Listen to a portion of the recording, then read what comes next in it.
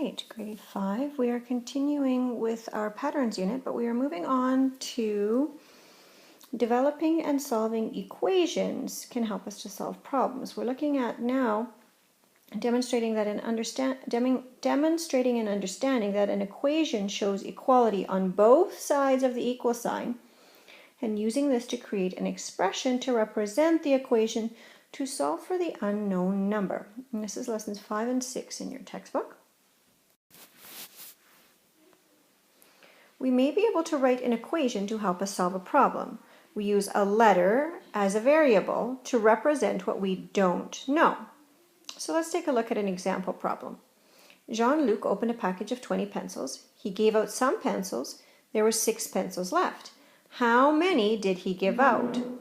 So as an equation, and using a variable to represent the equation, we know that originally he had 20 pencils.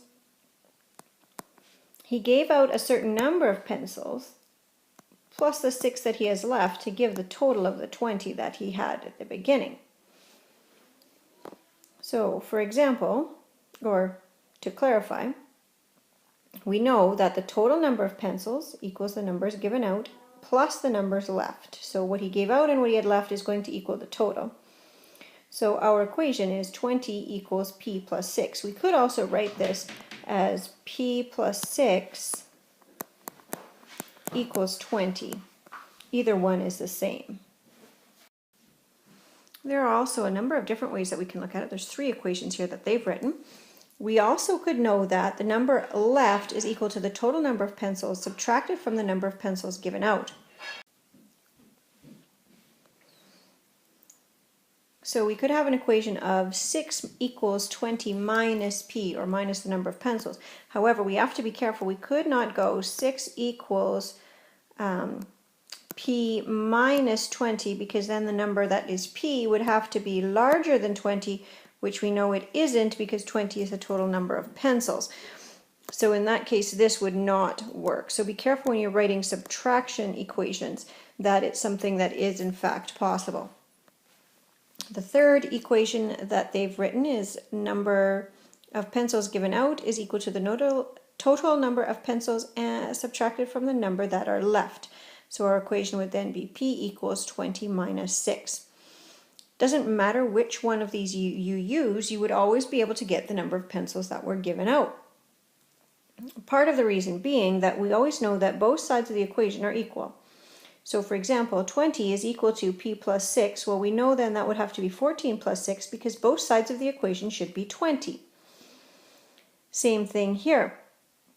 Here as well, we could say 6 is equal to 20 minus 14. 20 minus 14 is 6, so both sides of the equation are equal. So we use that knowledge in order to find that missing number, often by using the opposite operation. So for example here, we would take 20 and we would take 6 away from 20 to get that 14, to find out our missing number. All right, let's take a look at another one. Marie has 36 emails in her inbox. This is twice as many emails as she had last week. Twice as many is the same as saying times 2. How many emails did she have last week? Well, that means then that she had last week's number of emails times 2, so twice as many, which gives her the 36 that she has now. So we know that 2 times number of emails last week equals the numbers of emails this week. So we've got 2 times e being the variable, which is 36. Note, it can also be written without the sign. If it's just written as 2e equals 36, that means multiplying. When there is no sign in between, we always mean we're multiplying. So you need to remember that. Or we could look at it in a different way and say that the number of emails from last week is equal to the number of emails from this week divided by 2, because we're taking that and splitting it in 2 because it's twice as many. So then your equation would be e equals 36 minus 2. Either one is fine. Both will end up giving you the answer.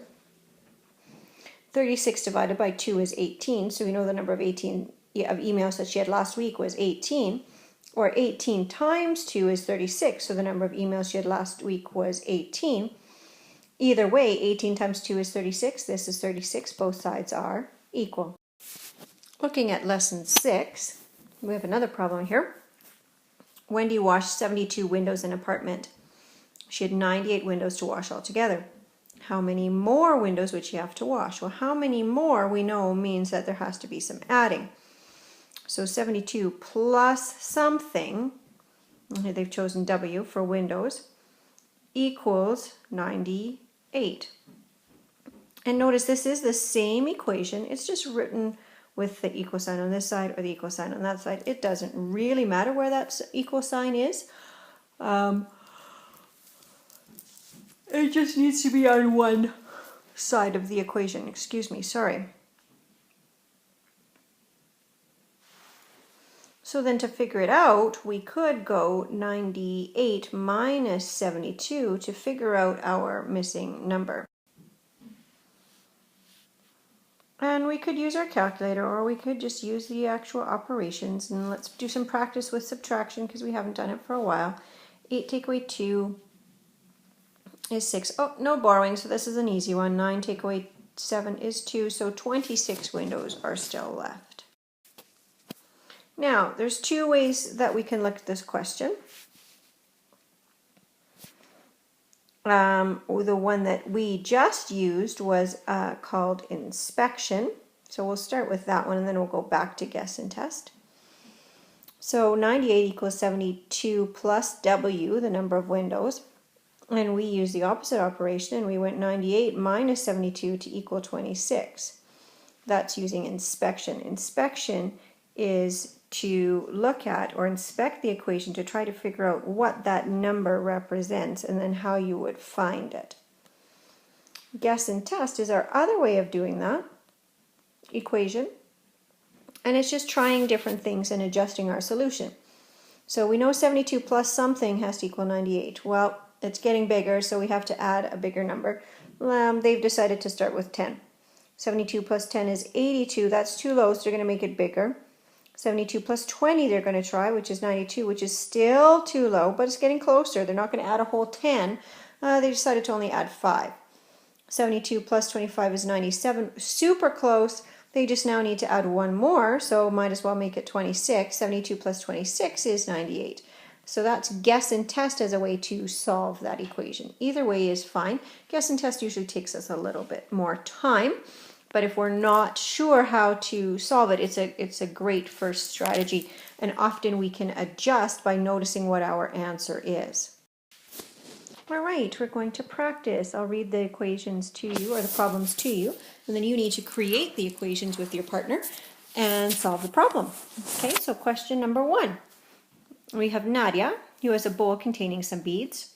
She and her 8 friends want to make bracelets. They plan to divide the beads evenly.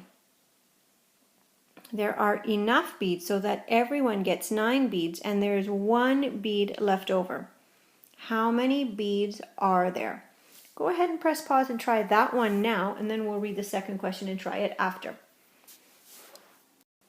All right, so let's take a look at our problem. We know she and 8 friends, so that makes how many people altogether? Well, that means 9 people. And they plan to divide the beads evenly, so we know we are dividing. There are enough beads so that every person gets 9 beads and there's 1 bead left over. So 9 groups of 9.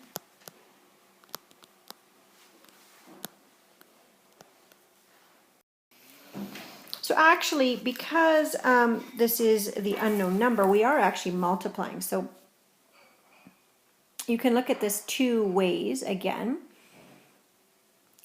There are 9 groups of 9, so that would be 9 times 9, which equals 81, plus the 1 more that was left over, which means there was a total of 82 beads altogether.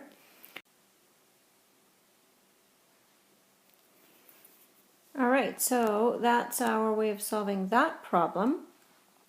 Now let's look at problem number 2. Gould, oh, interesting name, is waiting in line to get tickets for a concert. Including Gould, there are 1,001 people in line. So last time we had to add one more person. Here they've said including him. So total number of people is 1,001. There are 56 people in front of Gould. How many people are standing behind him? Press pause and try that one now. See if you can create an equation that would help you solve that problem. All right, so our information that we have is that there are 1,001 people. There are 56 people in front. Then there's Gould. How many people are behind him? Oops, that was 1,001 people, my mistake. So we need to create an equation to solve this. I would probably go 56 plus what, and maybe I'll make it P because it's people, equals 1,000. I'm going to just take Gould out of the equation for now because he's the one person that's standing in the middle. And on either side total there will be 1,000 people. So to figure that out, I'm going to go 1,000 minus 56, which is going to equal 944. So that means then 56 plus 944 should equal 1,000. 56 plus 44, yep. So there's 944 people after Gould. Now you might have written that equation slightly differently, but your final answer should still be the same. You might have gone 1,000 minus 56 equals the number of people, or something like that. All right, now you're moving on to your concept practice. 2 pages here. Page 22, numbers 1, 2, 3, 4, and 6. And page 24 and 25, numbers 1, 2, 5, and 6. You are looking for equality on both sides of the equal sign. And then you are using an expression that you create to represent and solve the equation. So there does need to be an expression. So there needs to be some sort of equation with the variable in it, right? So n plus 6 being your expression or something of that sort. So make sure that if you are unable to find the expression that you ask, it's not just a matter of solving the equation, it's being able to use the expression to solve the equation. So if you're having trouble with the creating of the expression part, make sure you ask and get some help with that. Away you go.